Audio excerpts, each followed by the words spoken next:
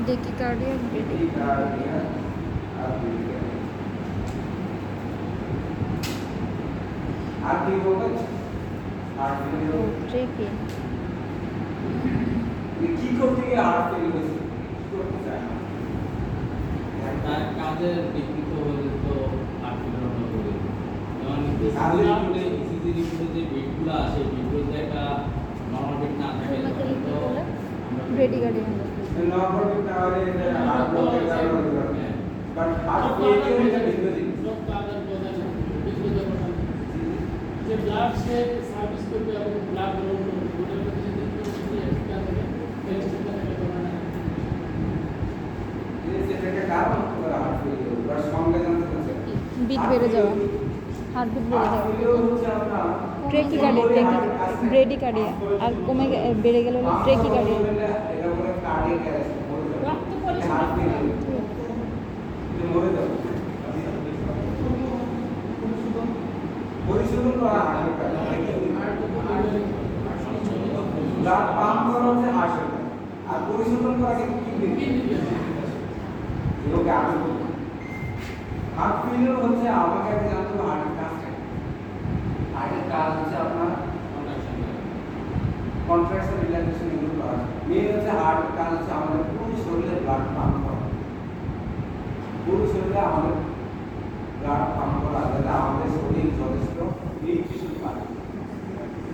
nutrition পায় যে oxygen এছাড়া অন্যান্য নিউট্রিশনগুলো যাবে এগুলো পাওয়ার জন্য আমাদের হার্ট পাম্প করতে হবে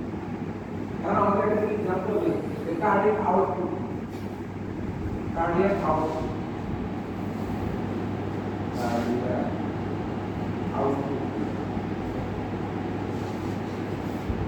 এই জিনিসটা তারপর আমরা জানতো বিস্কুট বলবেন আমাদের জানা দরকার হার্ট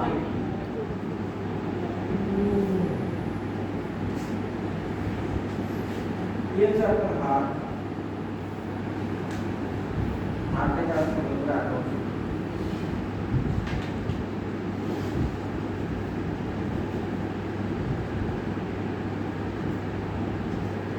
हार्ट है ये হচ্ছে না লেফট ভেন্ট্রিকল বা বাম নীল এখন দেখি তো বড় আর্টারি হচ্ছে নাম কি অ্যাওয়ার্টা অ্যাওয়ার্টা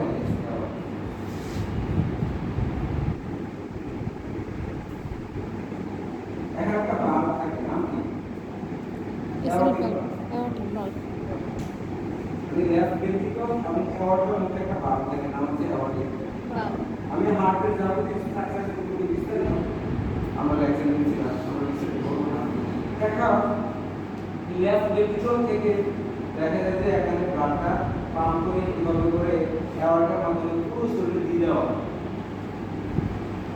এখন হার্ট নরমালি হার্ট রেট কত 72 72 বিট পার মিনিট 1 মিনিটে 12 এভারেজ এখন এর হচ্ছে হার্ট স্ট্রোক বলুন কত জোরে বাড়ে কত জোরে কন্ট্রাকশন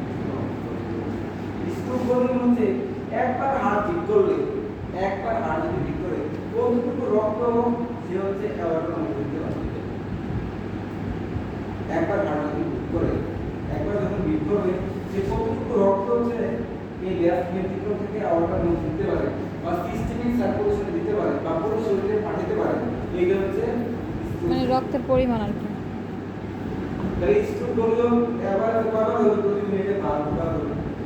সহজ না তাহলে হার্ট হচ্ছে প্রতি মিনিটে হার্ট কয়বার কন্ট্রাকশন এবং রিল্যাক্সেশন করে একবার কন্ট্রাকশন একবার রিল্যাক্সেশন করলে একটা হার্ট একটা রেখা একটা হার্টবিট এরকম কয়টা হার্টবিট হচ্ছে 1 মিনিটে এটা হচ্ছে হার্টবিট জি স্যার কথা কি বুঝতে পারছেন জি তাহলে একটা কন্ট্রাকশন করলে আর একটা রিল্যাক্সেশন করলে হয় একটা বিট আর এরকম প্রতি মিনিটে কয়টা বিট হয় 72 এটা হচ্ছে হার্টবিট জি স্যার আর একটা বিট করলে কতটুকু রক্তের পরিমাণ আর কি একটা বিট করলে কতটুকু রক্ত সে পাম্প করতে পারে এটা হচ্ছে রক্তের পরিমাণ স্ট্রোক ভলিউম নরমালি হয় আপনার 70 ml